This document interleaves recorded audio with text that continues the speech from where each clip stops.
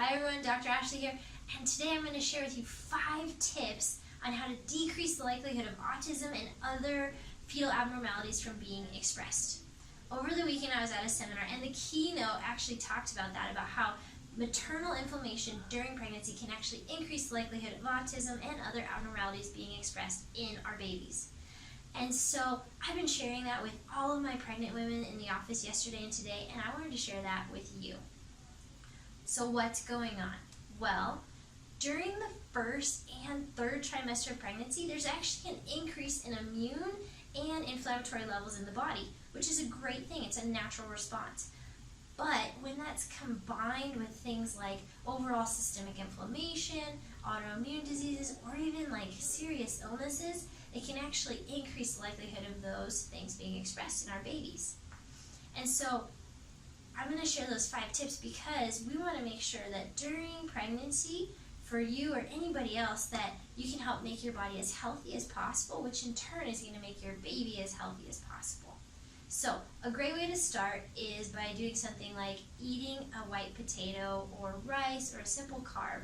And when you do that, if your tummy gets bloated right afterwards, that's a good indicator that you have that excessive inflammation and just stuff going on with your gut health as well. So how do we fix that? Number 1, our first tip is we want to avoid getting sick. Sounds simple enough, but we want to make sure we're staying away from people that have the flu or pneumonia or hospitals. But a not so common one is we want to actually avoid immunizations during the first and third trimester. And the reason being is because we do not want that increased immune response, increased inflammatory response within our body. So we just want to avoid those during those times. The second one is we actually want to boost our immunity. And there's really great ways to do that with natural food. Things like turmeric and ginger and garlic. Start consuming more of those, and that's actually going to help naturally boost our immune system. Number 3 is that we want to help our gut health.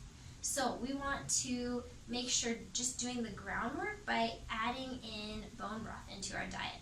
It's really yummy, and it just helps, again, lay that groundwork for good gut health.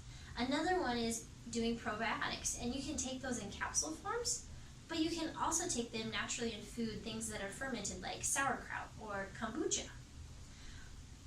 Number 4 is we want to avoid things like sugars and flours and processed oils because those naturally increase our inflammatory response in our body. And then number 5 is we want to focus on our spinal health. Now, our spine health is actually directly linked with our immune system and our gut health. And so by making sure that your spine is nice and aligned, it's actually going to boost all of those together.